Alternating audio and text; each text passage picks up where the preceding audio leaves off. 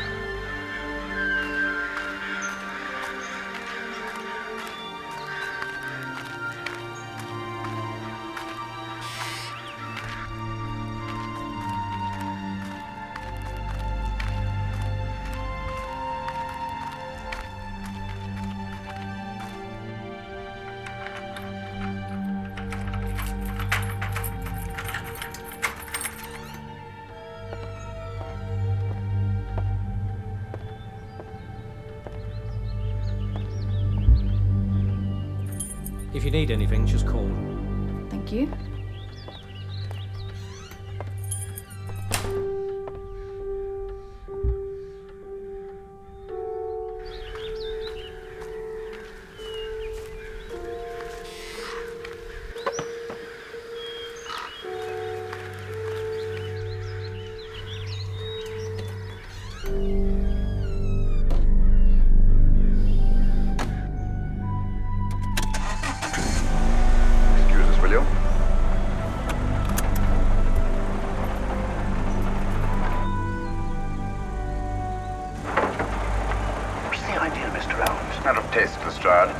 The young lady is taking her mother to Scotland for burial.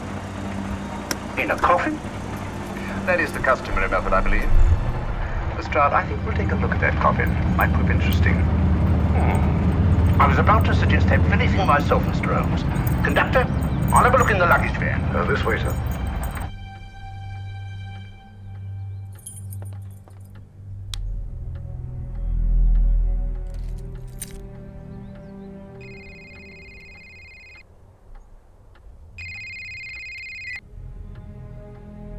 Hello?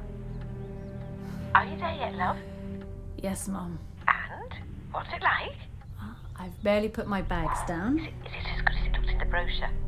I'm just in the door. Oh, it looks lovely in the brochure. Oh, just give me a sec, love. I've just got to answer the door.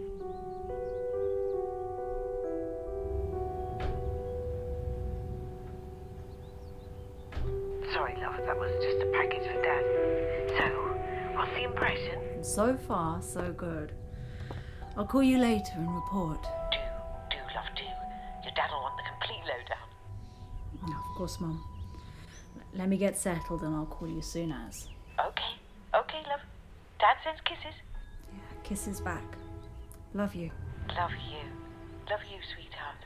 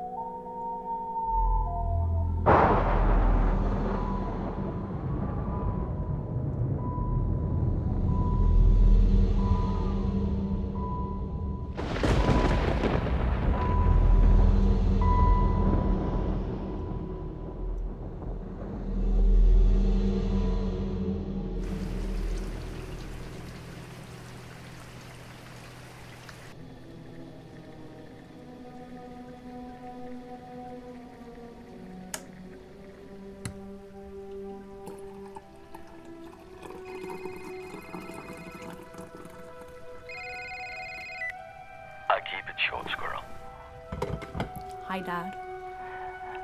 Well, will you do? It's perfect, Dad. Oh, guess what?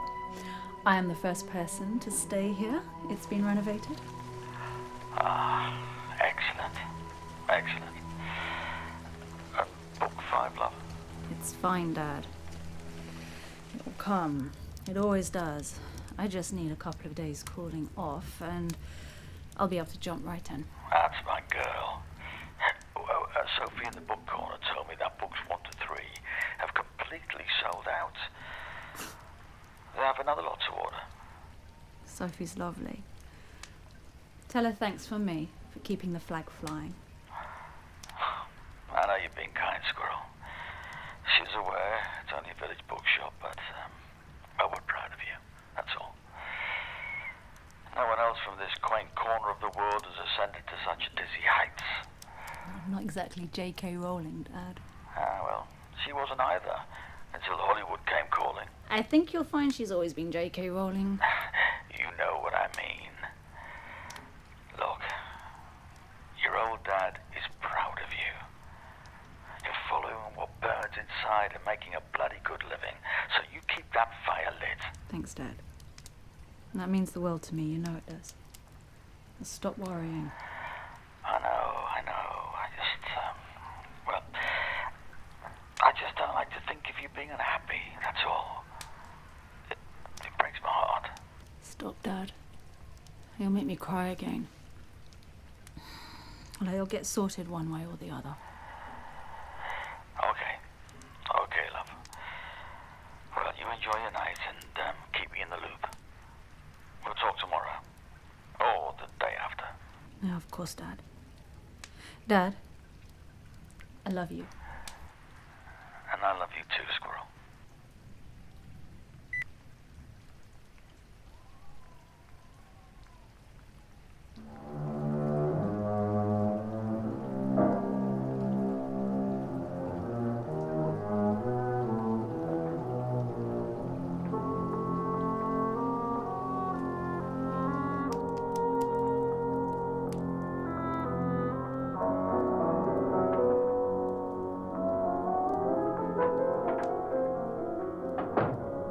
Annabelle. Our guests are here, unfortunately still alive. Is your face on yet? Dust and dirt everywhere, and the water barely trickles. Couldn't you have had the place cleaned? Atmosphere, darling. You know how ghosts are. They never tidy up. And that's a very fetching outfit, but hardly suitable for a party. I'm not going to the party. The spend-the-night ghost party was your idea, remember? Since it's going to cost me $50,000, I want you to have fun. The party was my idea until you invited all the guests. Why all these strangers? Why none of our friends? Friends? Do we have any friends? No, your jealousy took care of that. I had a reason for inviting each guest. I wanted kind of a cross-section. From psychiatrist to typist, and from drunk to jet pilot. They share one thing. They all need money. Now let's see if they're brave enough to earn it. And you call this a party? Could be. Why do you always do that? It spoils the champagne. It might explode. Never does. Would you guarantee that? That isn't funny, Frederick. Make a good headline. Playboy kills wife with champagne cork.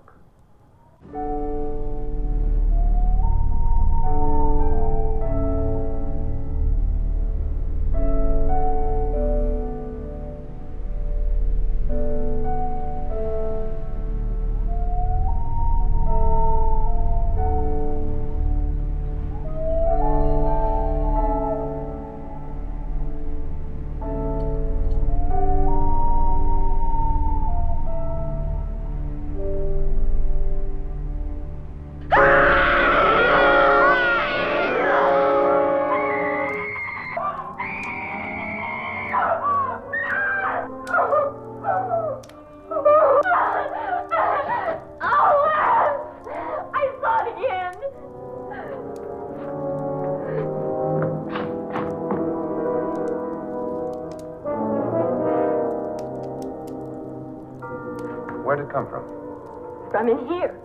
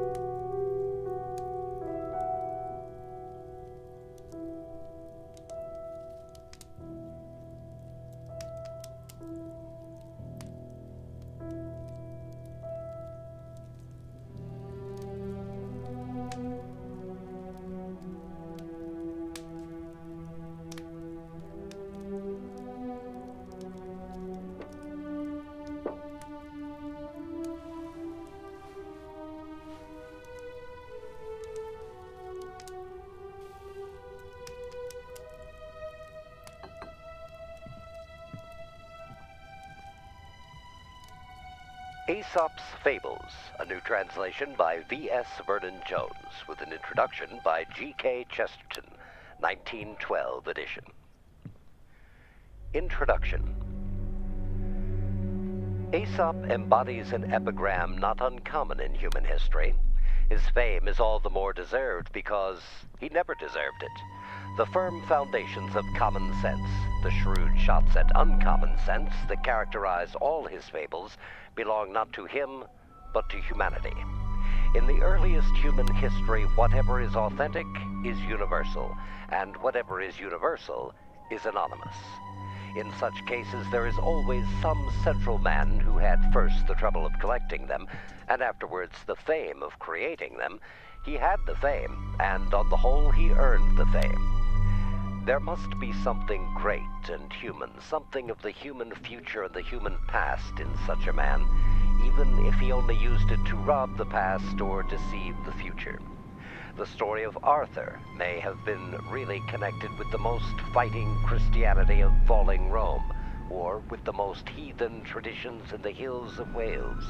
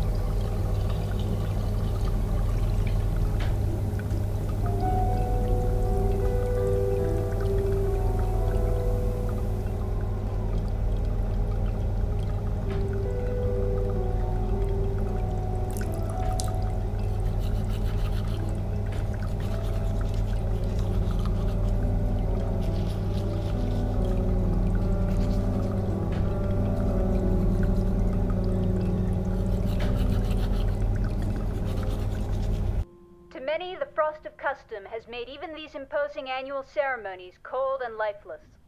To you, at least of those present, they should have the solemnity of an ordinance, called as you are this day to a high dignity and to so weighty an office and charge. You have chosen your genius, have passed beneath the throne of necessity, and with the voices of the fatal sisters still in your ears, will soon enter the plain of forgetfulness, and drink of the waters of its river. Ere you are driven all manner of ways, like the souls in the tale of Air the Pamphylian. Footnote. The Republic, Book 10. End footnote. It is my duty to say a few words of encouragement, and to bid you, in the name of the faculty, Godspeed on your journey. I could have the heart to spare you, poor, careworn survivors of a hard struggle, so lean and pale and leaden-eyed with study. And my tender mercy constrains me to consider but two of the score of elements which may make or mar your lives, which may contribute to your success or help you in the days of failure. In the first place, in the physician or surgeon, no quality takes rank with imperturbability. And I propose for a few minutes to direct your attention to this essential bodily virtue. Perhaps I may be able to give those of you, in whom it has not developed during the critical scenes of the past month, a hint or two of its importance, possibly a suggestion for its attainment. Imperturbability means coolness and presence of mind under all circumstances, calmness amid storm, clearness of judgment in moments of grave peril, immobility, impassiveness, or, to use an old and expressive word, phlegm. It is the quality which is most appreciated by the laity, though often misunderstood by them. And the physician who has the misfortune to be without it, who betrays indecision and worry, and who shows that he is flustered and flurried in ordinary emergencies, loses rapidly the confidence of his patients. In full development, as we see it in some of our older colleagues, it has the nature of a divine gift, a blessing to the possessor, a comfort to all who come in contact with him. You should know it well, for there have been before you for years several striking illustrations, whose example has, I trust, made a deep impression. As imperturbability is largely a bodily endowment, I regret to say that there are those amongst you who, owing to congenital defects, may never be able to acquire it. Education, however, will do much.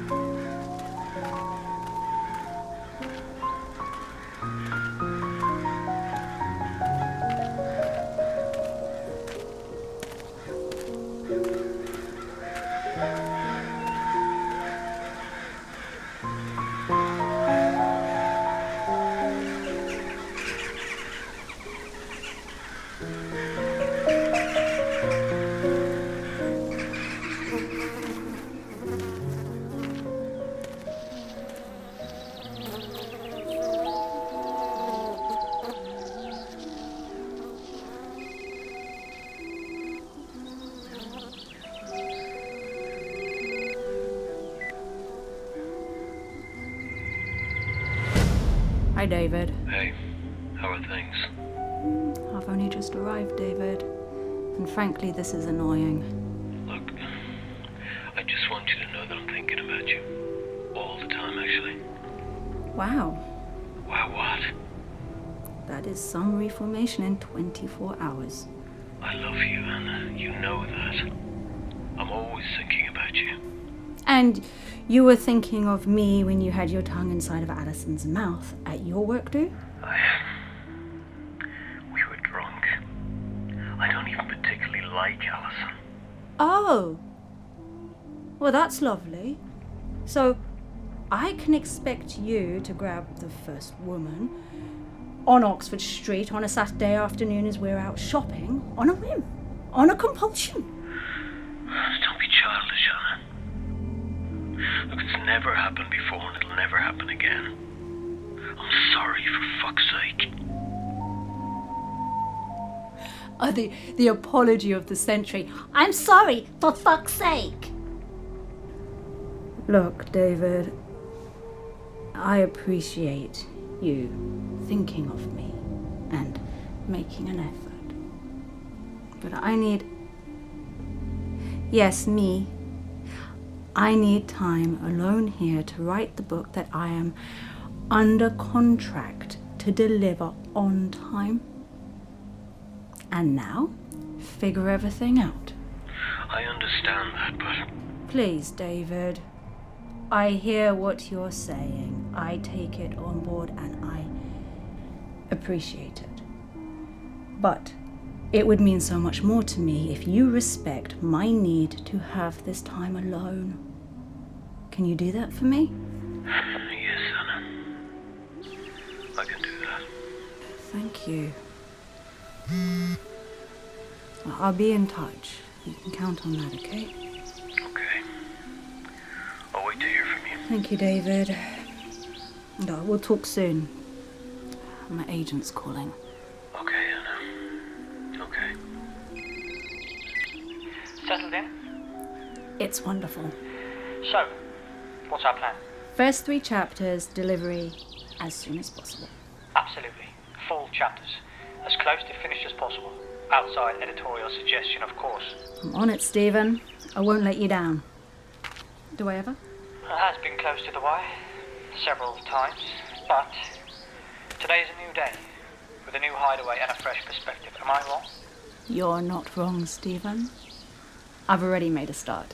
You know the terms of the advance and the contractual stipulations to deliver chapters to deadline, so I will leave you to your sterling efforts. Thank you, Stephen. I'll be in touch soon. Excellent. Bye.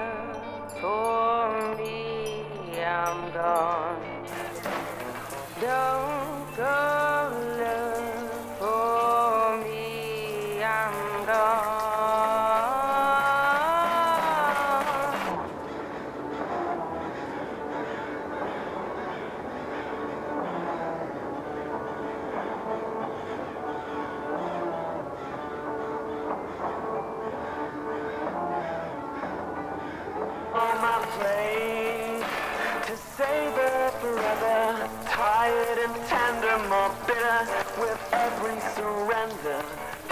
With every...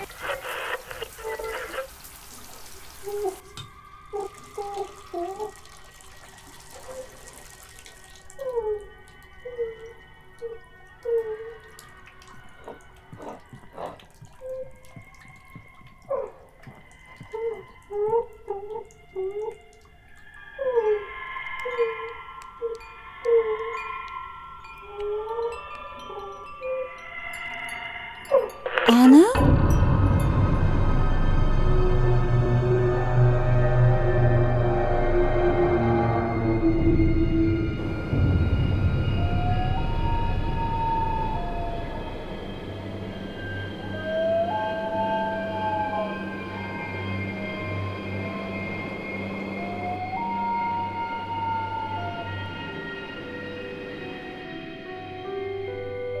Tell Mom I haven't even been slightly tipsy yet. I'll do that, love. I think this house is haunted, Dad. Oh, here we go. Seriously, Dad. There have been some odd happenings. Such as? Voices, sensations. Do you remember the time when you were 16? Here we go. No. Listen. Okay, Dad. Do you remember? You were 16 and you held a vigil, an all-night vigil, at the cemetery, because you were guaranteed a visitation from the Red Lady of Midsummer's Eve. I was a child. True, but... No buts. But there is a pattern when it comes to things that go bump in the night with you, Squirrel. All right, Dad. So maybe there's an element of wishful thinking, but this is different. It's different. Love, look, I have to bring your mother her tea and hot water bowl, so I better sign off. You know the score. The last servant, etc., etc., etc. Okay, Dad. And keep me in the loop. Of course, I know, Dad. Love to you and Mom. Night, Squirrel. T-minus 10, 9, 8, 7, 6, 5, 4, 3, 2, 1, 0. Ignition. Liftoff. Liftoff.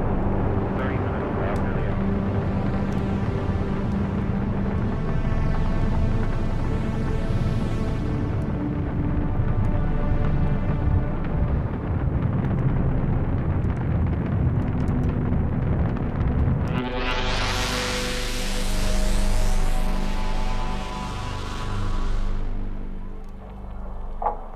filming now, so just, I know the process, so when,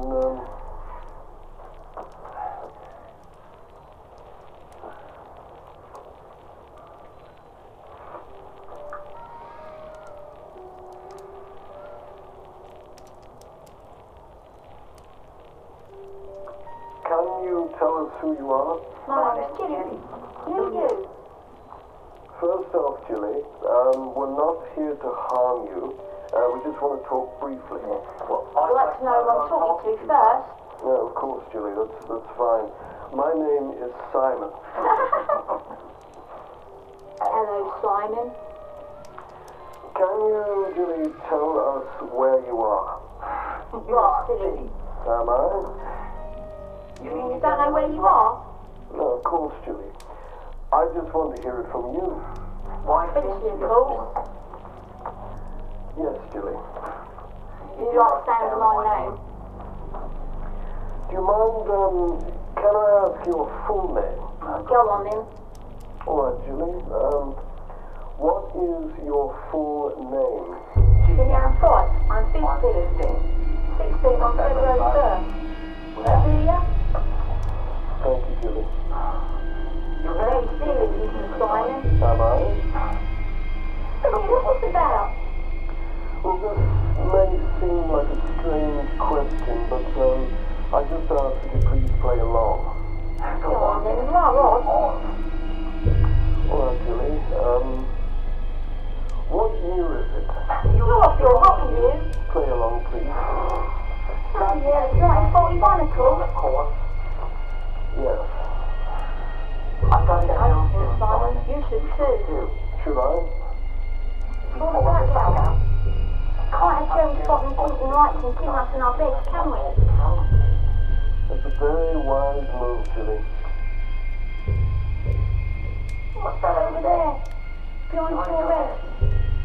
What do you mean, Tilly? Oh dear God.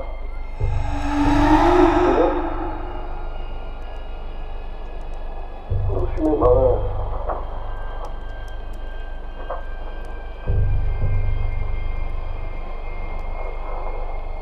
You alright?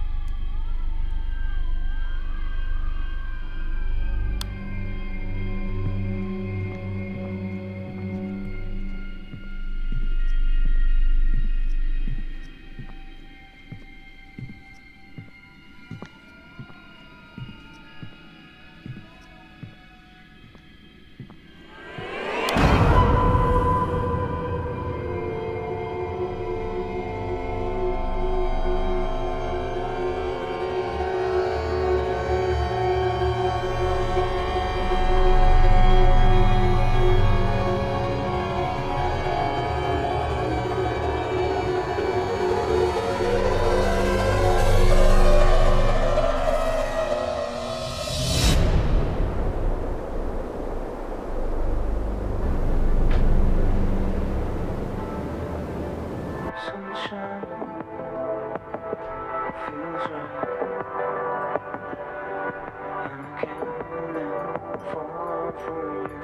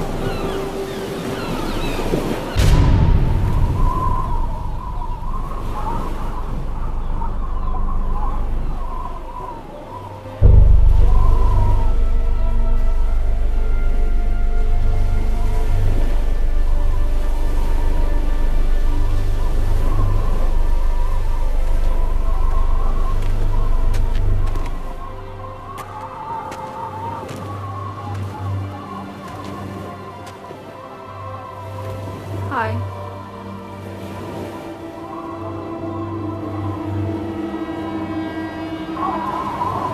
I am waiting.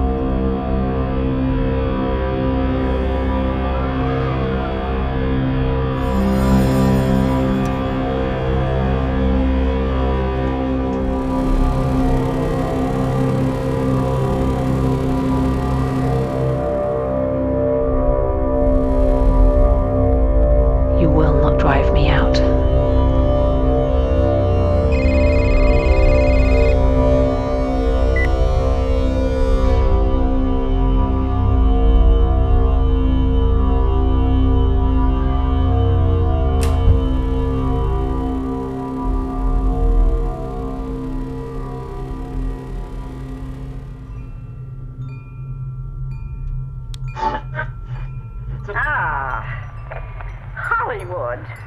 You'd better be getting yourself a good husband and stop mooning about Hollywood. You know what she wants to do? She wants to go to Hollywood. I've known it all along. I've seen her making faces in the mirror and talking to herself. That's what comes of your movies. Why, what would you do if you did go to Hollywood? I'd be an actress. I would, I tell you. I've always known I could. Guys, wouldn't it be wonderful to have a movie star in the family?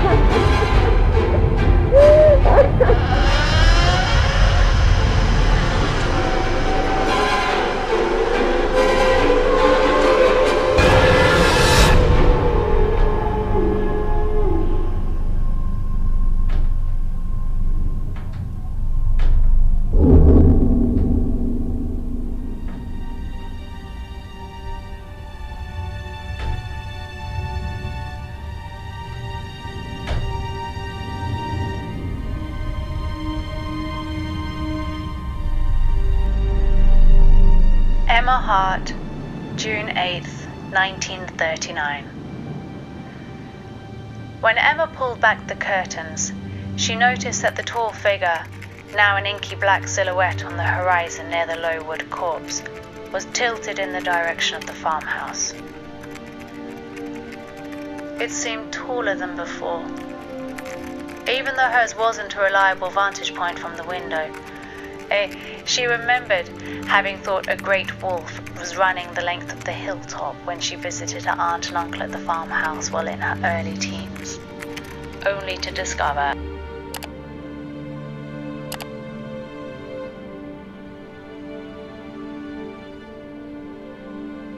that it was an errant sheepdog hunting rabbits. It was Farmer Stilgo's sheepdog, in fact, but that was a whole other mystery, since solved. Emma closed the curtain with as much nonchalance as she could muster under the circumstances and walked quickly to the stairs that led to the upper floors. She bounded them 3 steps at a time, and when the first landing was reached, she made her way to the small window at the center of the house for a better look at the ridge.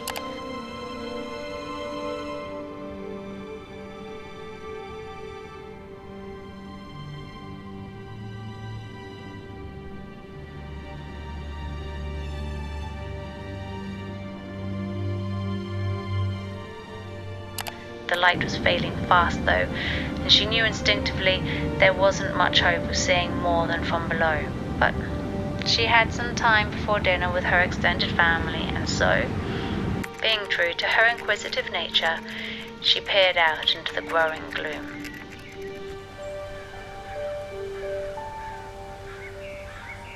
Well, I wouldn't call it a fender bender, but there is a sizable dent in the passenger door. Did Dad go mad? No, actually, surprisingly. He's quite philosophical about it. He accepted that it wasn't my fault and that the other driver was backing out. Refreshing. Look, he's hovering now. I'll put him on. Kisses, Mum. Love and kisses, sweetheart. Have you Googled it yet? Are you psychic, Dad? Perhaps. A little. I nearly did, but I can't get distracted from the work. Just too many draconian conditions. Well, if I was there, I wouldn't be able to resist it. And you know what your dear old mum says? I'm a chip off the old block. Yeah, me, the father, the elder. The work's going great. I'm just hoping that things quieten down and I can keep up the pace. Increase it even. Okay, love. Well, it's good to hear that the work is flowing. That's what matters. Okay, Dad. I've got to fly. Love and hugs. Bye. Love you.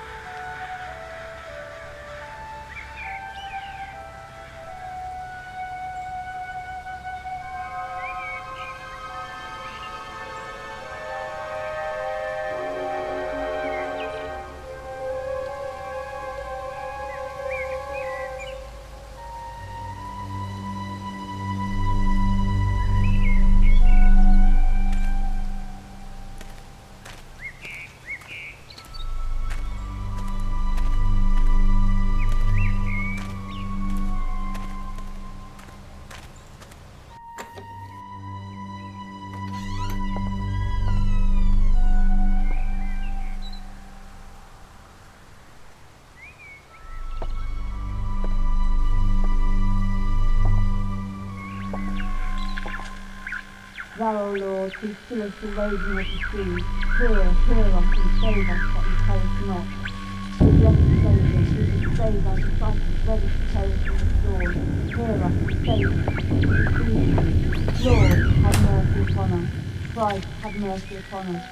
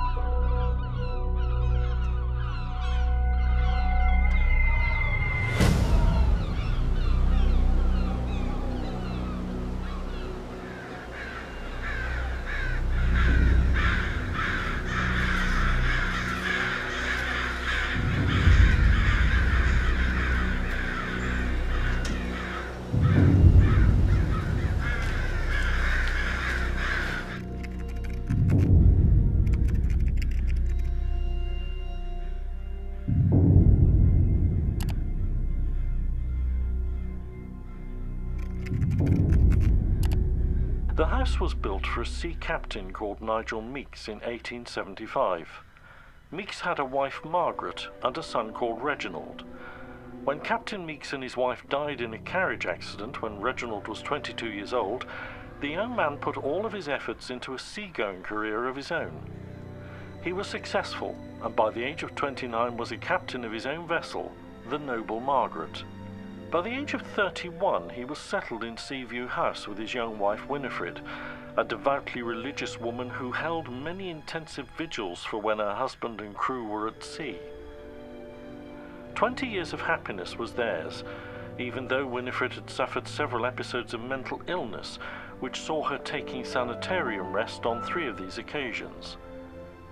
Always coming through these times of strain and infirmity, Winifred Meeks would be back by her husband's side and preparing her schedule of devout prayer as he set off for the North Sea once again. In the particularly stormy spring of 1927, Captain Meeks and his crew set off, never to return. The locality was devastated by this loss, as many had husbands and sons crewing the vessel, and it wasn't long before Winifred Meeks, and her own private determinations to pray for her husband's safe return, was forgotten. Winifred believed that if she scourged herself with green branches and restricted her intake of food and water, her personal suffering would strengthen her husband's resolve to make it home to her.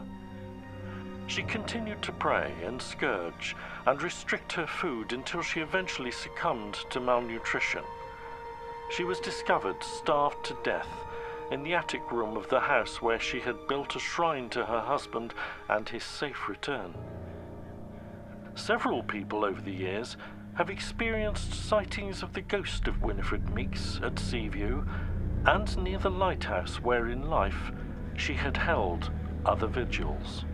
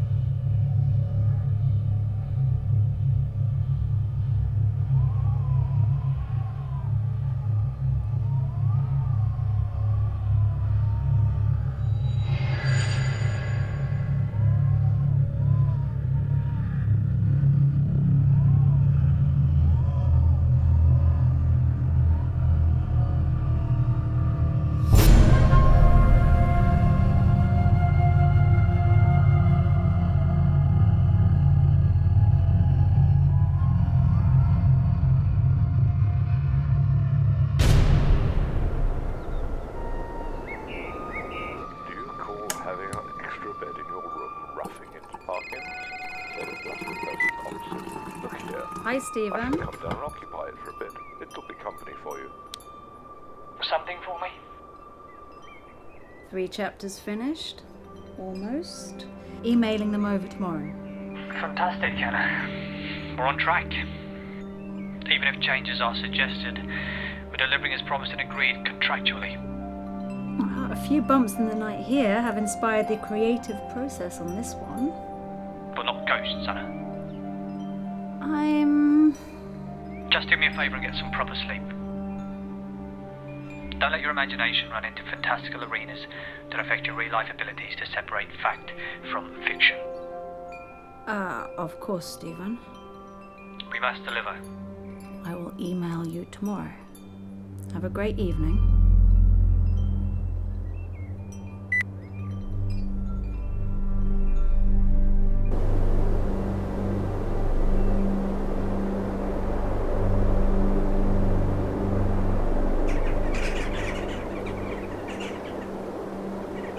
Take a look. There will be light enough for that. That's the ruins of which Disney was talking. I don't exactly know where they are, by the way, but I expect I can hardly help stumbling on them. This he accomplished, I may say, in the most literal sense, for in picking his way from the links to the shingle beach, his foot caught, partly in a gorse root, and partly in a biggish stone, and over he went. When he got up and surveyed his surroundings, he found himself in a patch of somewhat broken ground, covered with small depressions and mounds. These latter, when he came to examine them, proved to be simply masses of flints embedded in mortar and grown over with turf. He must, he quite rightly concluded, be on the site of the preceptory he had promised to look at. It seemed not unlikely to reward the spade of the explorer. Enough of the foundations was probably left at no great depth to throw a good deal of light on the general plan. He remembered vaguely that the Templars, to whom this site had belonged, were in the habit of building round churches, and he thought a particular series of the humps or mounds near him did appear to be arranged in something of a circular form. Few people can resist the temptation to try a little amateur research in a department quite outside their own, if only for the satisfaction of showing how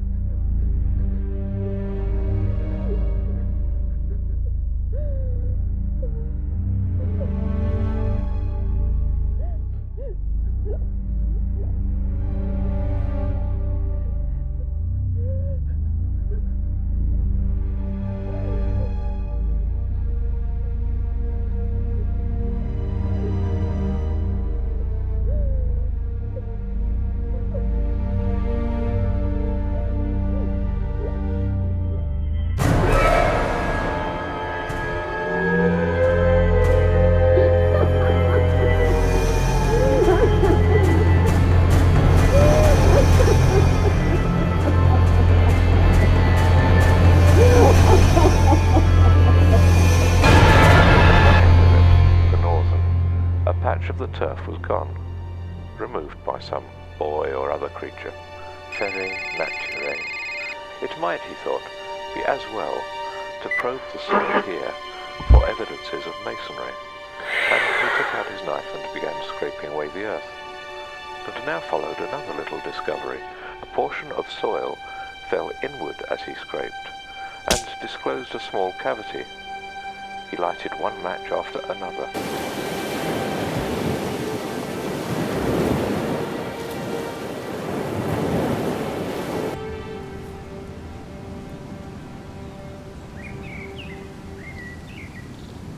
Anna?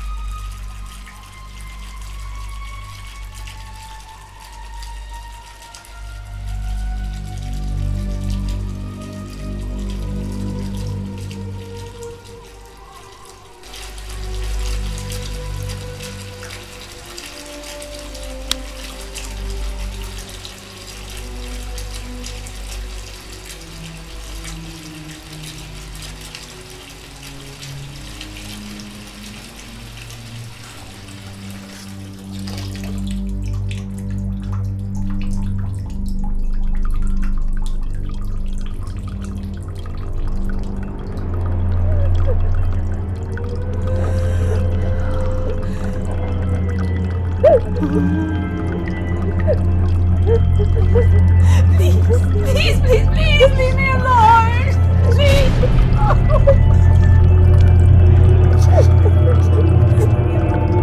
Please leave me alone! Please leave me alone! Please leave me alone! Please leave me alone! Please just leave me alone! Leave me alone! Leave me alone! Leave me alone! Please leave me alone!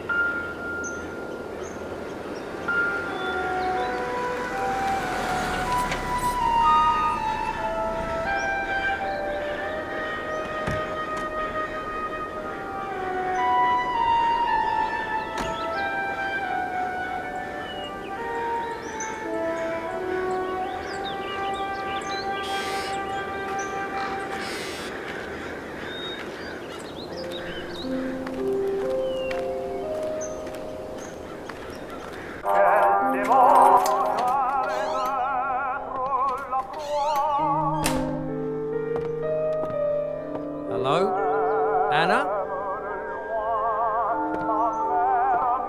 Hello?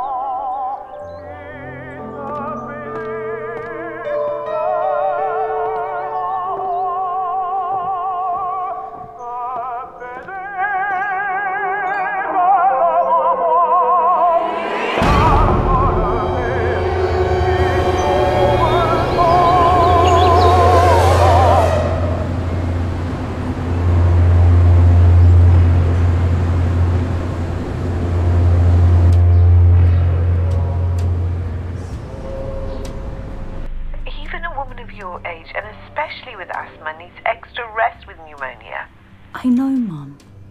I'm getting more rest than I can handle. Oh, Dad's hovering as usual. I'll put him on. See you tomorrow, love. Stay bundled up. Love you. I will. I love you.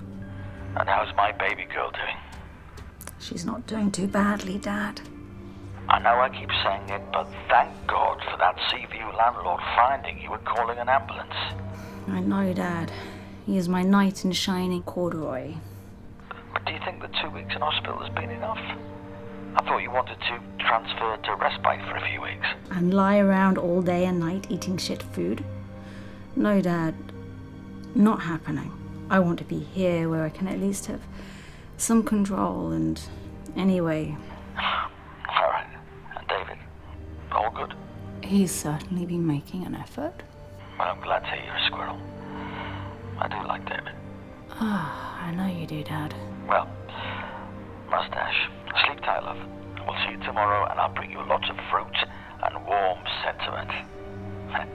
I love you, Dad. And I love you too, Anna. I love you too.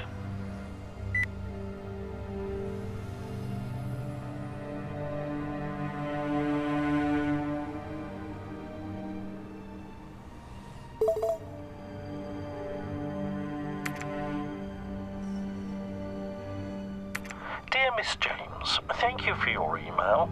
Our studies of this property and numerous investigations have shown that no one has successfully lived at Seaview since the tragic deaths of Captain and Mrs. Meeks. Various investigators associated with our research, including members of the ordained clergy, have been unable to rid the house of the strong presence there, but further attempts are already in the preparatory stages. I hope this has been of some help. I trust you are on the road to a full recovery. Kind regards, Francis. Dr. Francis Evans, parapsychologist.